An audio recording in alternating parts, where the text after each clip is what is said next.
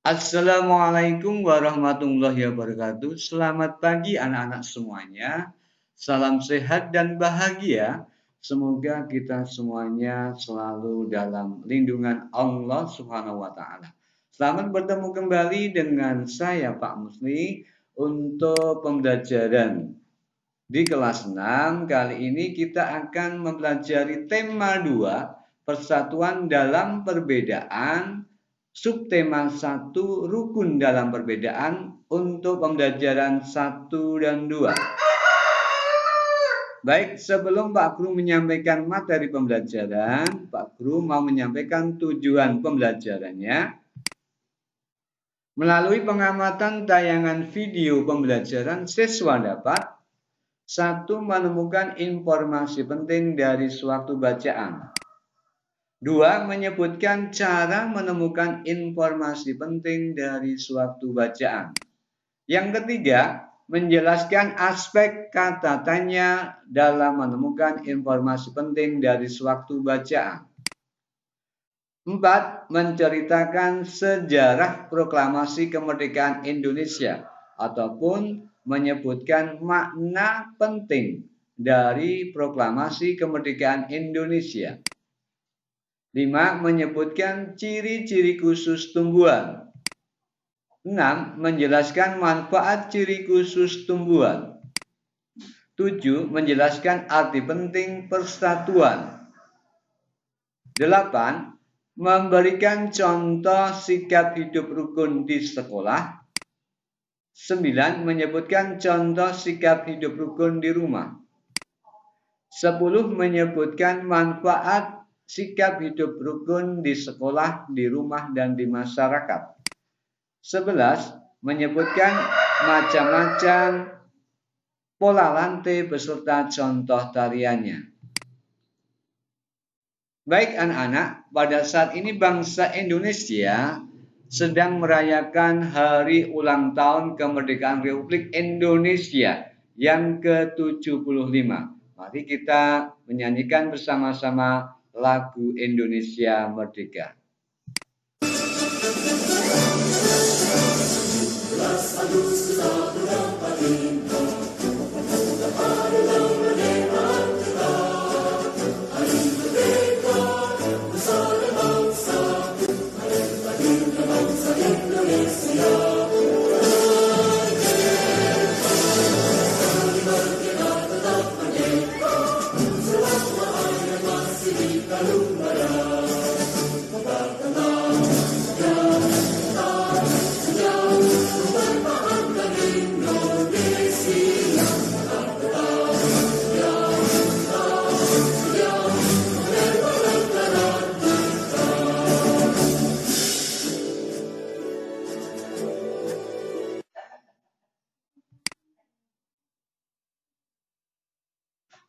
Baik anak-anak, setelah tadi kita mendengarkan lagu Indonesia Merdeka, itu mengingatkan kembali kita kepada sejarah bangsa Indonesia ini dalam memperoleh kemerdekaannya. Jadi kita sebagai generasi penerus bangsa, sebagai seorang pelajar, harus tahu sejarah bagaimana bangsa Indonesia ini memperoleh kemerdekaannya.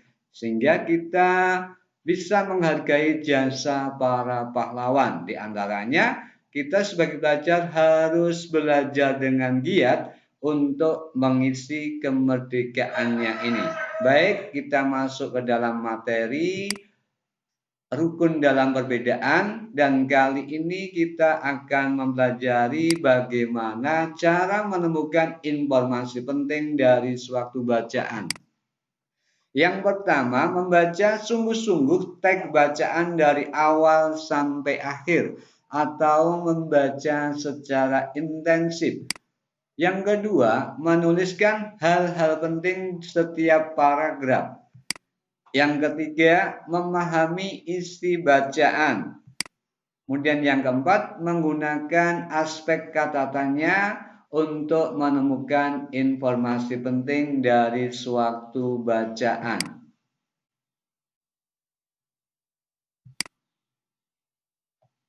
Anak-anak semuanya, ada beberapa macam aspek kata tanya yang Yang harus kita tahu yang pertama adalah kata tanya apa.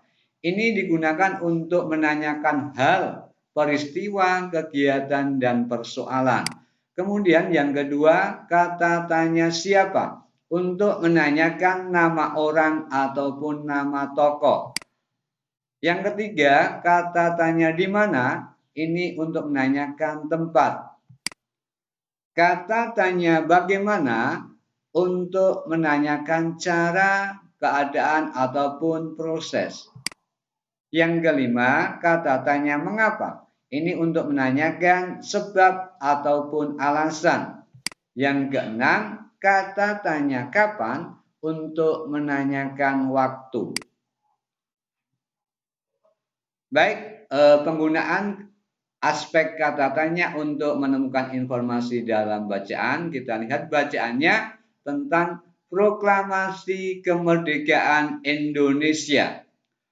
Proklamasi Kemerdekaan Indonesia dilakukan tanggal 17 Agustus 1945 menjadi peristiwa penting bagi bangsa Indonesia. Peristiwa tersebut menjadi tonggak sejarah di mana bangsa Indonesia berhak atas kemerdekaan dan wajib mempertahankannya.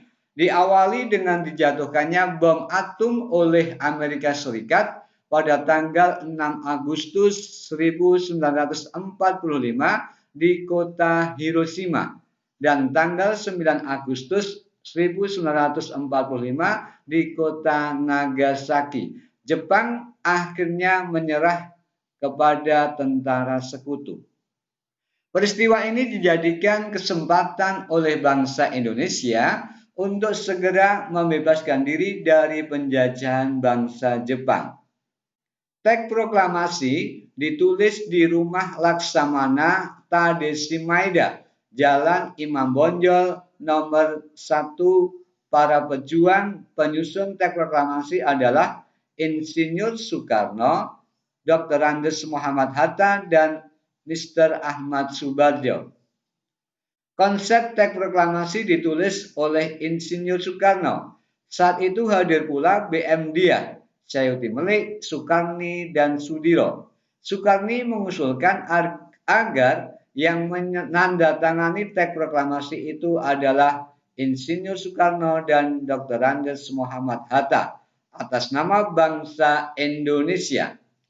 Teks proklamasi diketik oleh Sayuti Melik.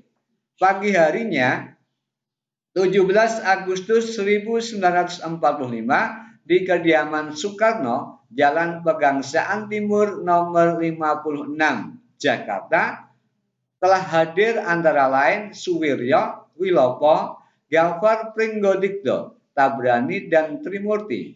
Acara dimulai pada pukul 10 pagi dengan pembacaan teks proklamasi oleh Soekarno dan disambung pidato singkat tanpa teks. Kemudian bendera merah putih yang telah dijahit oleh Ibu Fatmawati dikibarkan. Jadi dari teks bacaan tersebut kalian cari informasi pentingnya dengan kata tanya apa, mengapa, siapa, bagaimana, kapan, dan di mana. Baik, contohnya seperti ini dengan kata tanya apa. Apa makna proklamasi bagi bangsa Indonesia? 2. Siapa yang membacakan teks proklamasi? 3. Di mana teks proklamasi dibacakan? 4. Bagaimana proses detik-detik proklamasi? 5. Mengapa proklamasi penting bagi bangsa Indonesia? 6. Kapan Indonesia menyatakan kemerdekaannya? Nah, ini hanya sebagai contoh saja. Jadi anak-anak bisa menggali informasi penting dari suatu bacaannya dengan menggunakan aspek kata tanya yang bisa kalian lakukan sendiri. Baik anak-anak, setelah kita tadi membaca tentang bagaimana sejarah proklamasi, kita kembali akan mempelajari makna proklamasi bagi bangsa Indonesia. Yang pertama, sebagai puncak perjuangan rakyat Indonesia. Artinya, bangsa Indonesia telah dijajah selama bertahun-tahun oleh negara Eropa dan Jepang, oleh Belanda selama 350 tahun dan oleh Jepang selama 3,5 tahun. Dengan latar belakang yang berbeda-beda, mereka bersatu untuk melawan penjajah. Jadi, proklamasi kemerdekaan merupakan puncak perjuangan para pahlawan dan rakyat Indonesia. Yang kedua, pengakuan kepada dunia luar. Artinya, dengan dibacakan teks proklamasi, Indonesia mengumumkan kepada dunia luar bahwa Indonesia adalah negara yang merdeka. Pengakuan ini disebut pengakuan secara de facto atau secara wilayah. Jadi Indonesia adalah negara yang merdeka secara de facto. Diikuti pengakuan dari negara lain. Ini pengakuan secara de jure. Jadi artinya ketika Indonesia sudah diakui kemerdekaannya oleh negara lain secara hukum, ini namanya pengakuan secara de jure. Kemudian makna yang ketiga, menaikkan martabat bangsa Indonesia. Artinya, pembacaan teks proklamasi memberikan pesan kepada negara lain bahwa Indonesia adalah negara yang bebas dari penjajahan, negara yang memiliki martabat dan negara yang mandiri. Yang keempat, perjuangan sebagai negara baru. Artinya, setelah Indonesia merayakan kemerdekaannya, Indonesia adalah sebagai negara yang dibangun oleh rakyat dan untuk rakyat. Indonesia adalah negara mandiri yang tidak tergantung kepada negara lain. Yang kelima, tonggak sejarah Indonesia. Artinya, pembacaan teks proklamasi merupakan titik awal dari masa kemerdekaan Indonesia yang terbebas dari belenggu penjajahan. Jadi, dengan mengetahui makna dari teks proklamasi ini memberikan semangat bagi bangsa Indonesia, terutama bagi kita generasi penerus bangsa untuk selalu bisa menjaga kemerdekaan ini dengan cara mengisi kemerdekaan dengan bagi pelajar adalah dengan belajar dengan giat.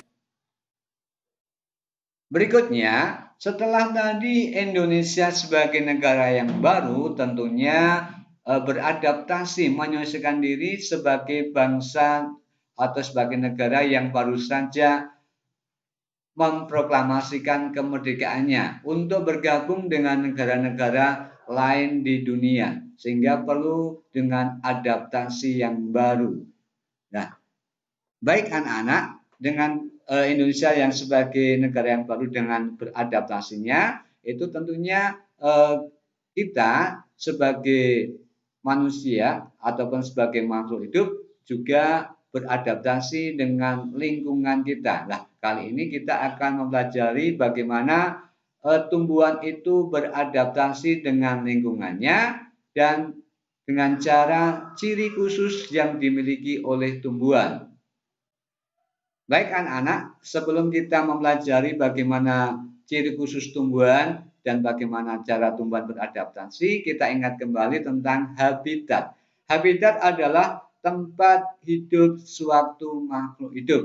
Nah, jadi habitat itu ada macam-macam, ada habitat di air, ada habitat di darat. Baik, kali ini kita akan mempelajari tentang ciri khusus tumbuhan.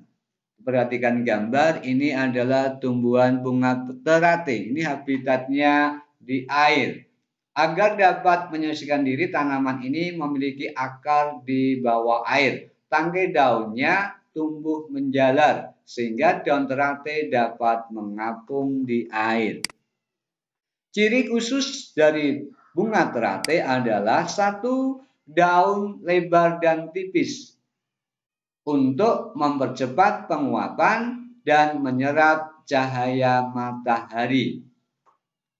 Yang kedua, batang berungga untuk mengapung di air dan keluar masuknya udara.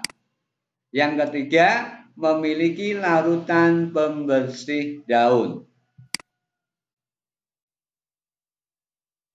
Baik anak-anak, kita lanjutkan ciri khusus dari tumbuhan kaktus. Yang pertama, memiliki daun berbentuk duri. Duri pada tumbuhan kaktus berfungsi untuk mengurangi penguapan. Yang kedua, tentunya juga untuk melindungi diri. Yang ketiga, mempunyai batang yang menggembung. Ini untuk menyimpan cadangan air. Yang keempat, mempunyai akar yang panjang untuk mencari cadangan air dalam tanah. Nah, anak-anak, tumbuhan kaktus ini termasuk tumbuhan xeropit, artinya hidup di lingkungan kering. Biasanya kaktus ini hidupnya di daerah yang kering ataupun padang tandus. Yang berikutnya adalah ciri dari enceng gondok. Satu, memiliki batang berungga untuk keluar masuknya udara.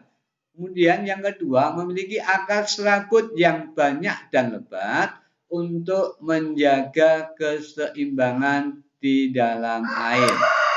Yang ketiga, memiliki daun menggembung untuk mengapung di air. Tumbuhan enceng gondok ini habitatnya di air sehingga termasuk tumbuhan hidrofit. Yang berikutnya adalah tanaman jagung. Ciri khususnya bisa anak-anak perhatikan ketika pada siang hari tumbuhan jagung ini daunnya akan menggulung. Nah, ini tujuannya untuk mengurangi penguapan. Yang berikutnya adalah pohon pisang. Coba perhatikan pohon pisang, daunnya itu kadang-kala kelihatan robek-robek. Nah, ini tujuannya untuk mengurangi hempasan tiupan angin. Kemudian tumbuhan berikutnya adalah ada tumbuhan kantong semar, ini yang ini. Kemudian ada tumbuhan venus atau kejora dan ada tumbuhan sandai atau bunga api. Tumbuhan ini termasuk tumbuhan insektivora atau pemakan serangga. Tumbuhan pemakan serangga atau insektivora biasa hidup di rawa-rawa karena di sana ia membutuhkan banyak sekali nitrogen. Kemudian ciri khususnya memiliki bau yang menyengat untuk menarik perhatian serangga. Yang berikutnya adalah tumbuhan Rafflesia atau tumbuhan bunga bangkai. Nah, ini ciri khususnya mengeluarkan aroma yang sangat busuk. Nah, ini tujuannya untuk menarik perhatian dari serangga untuk membantu proses penyerbukan. Kemudian yang berikutnya, bunga Rafflesia ini mempunyai mahkota yang sangat besar dan sangat indah. Kemudian bunga Rafflesia ini sebagai tumbuhan menempel atau sebagai parasit. Kemudian bunga Rafflesia ini juga tidak punya klorofil, tidak punya zat hijau daun. Kemudian yang berikutnya ada tumbuhan bunga mawar dan bunga bougainville. Nah, ini ciri khususnya adalah memiliki duri pada batangnya. Ini tujuannya untuk melindungi diri. Nah, tumbuhan yang lain tentunya juga ada tumbuhan putri malu yang punya duri pada batangnya. Nah, anak-anak bisa mencari sendiri ciri tumbuhan yang lain dalam kehidupan sehari-hari, misalnya di lingkungan sekitar kita. Kemudian yang berikutnya adalah tumbuhan yang memiliki getah yang lengket. Ini contohnya ada pepaya nangka, sawo, bunga kamboja, dan bunga alamanda. Nah, tumbuhan ini punya ciri khusus yaitu memiliki getah. Ini artinya untuk melindungi diri. Nah, ini contoh tumbuhan bergetah. Ada tumbuhan pepaya. Ini ada bunga kamboja.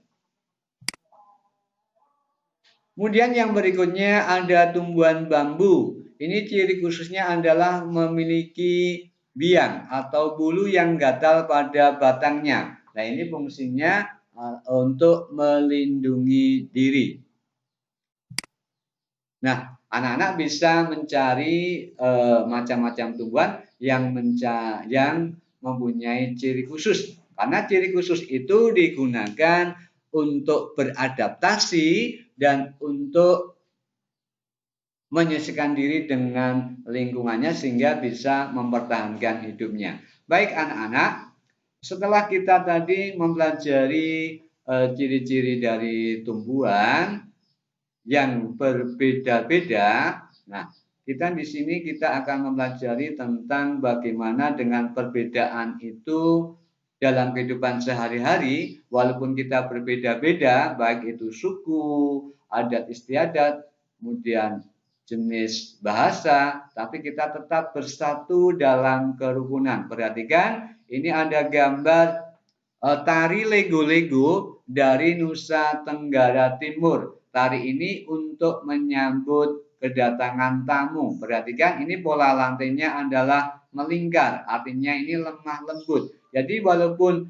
mereka mungkin berlatar belakang dari kehidupan sosial yang berbeda-beda, dengan posisi melingkar seperti ini melambangkan persatuan ataupun kerukunan.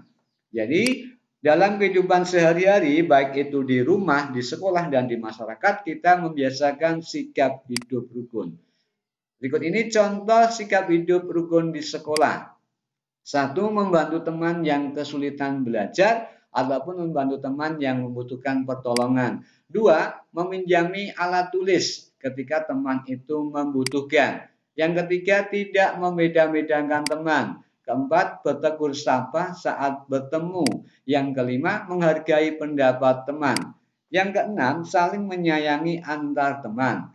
Kemudian yang ketujuh, menengok teman bila ada yang sakit dan lain-lain. Jadi anak-anak bisa menyebutkan contoh sikap hidup rukun di sekolah sendiri.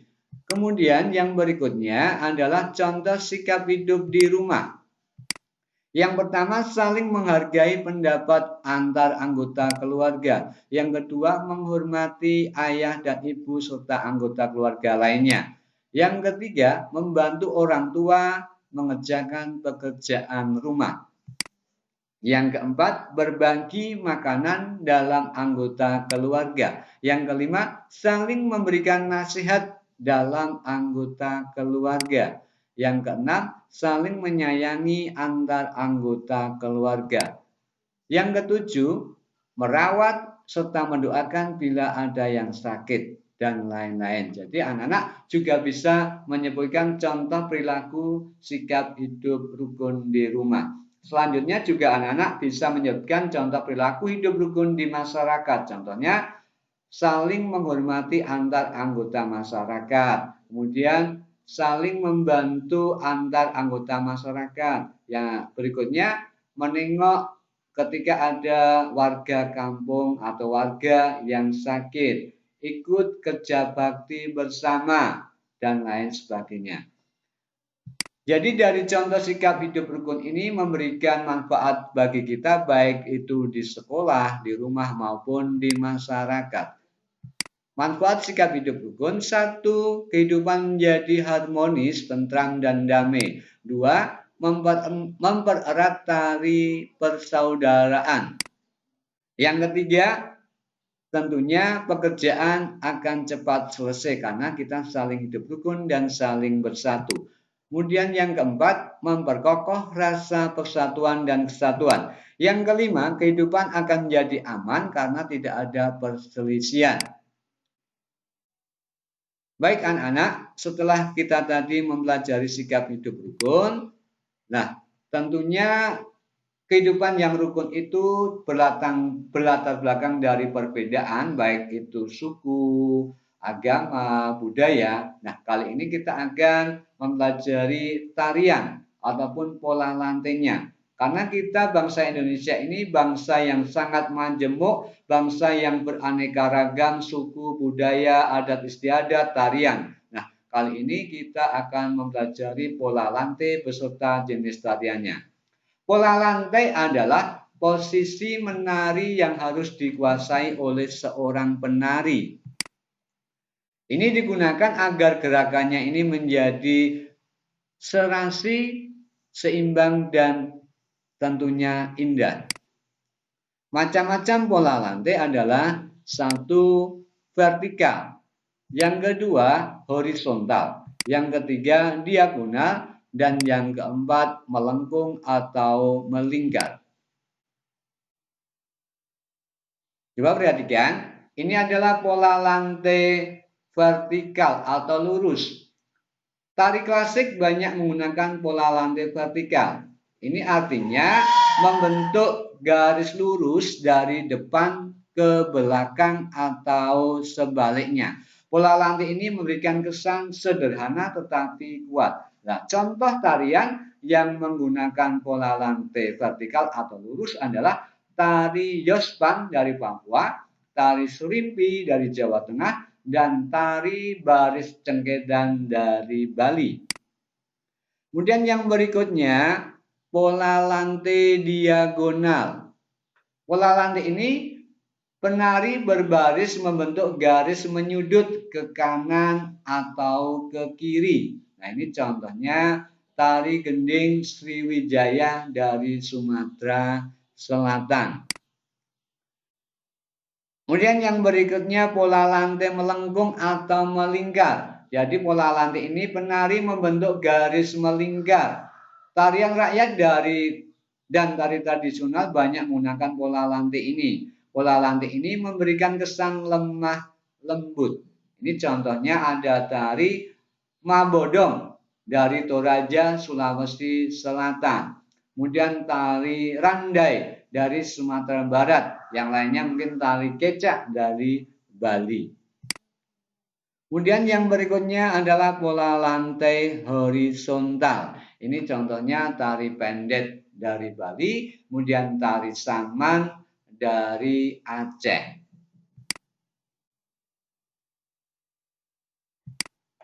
Demikian anak-anak video pembelajaran yang dapat Pak Guru sampaikan. Terima kasih anak-anak sudah mengikuti video pembelajaran hari ini.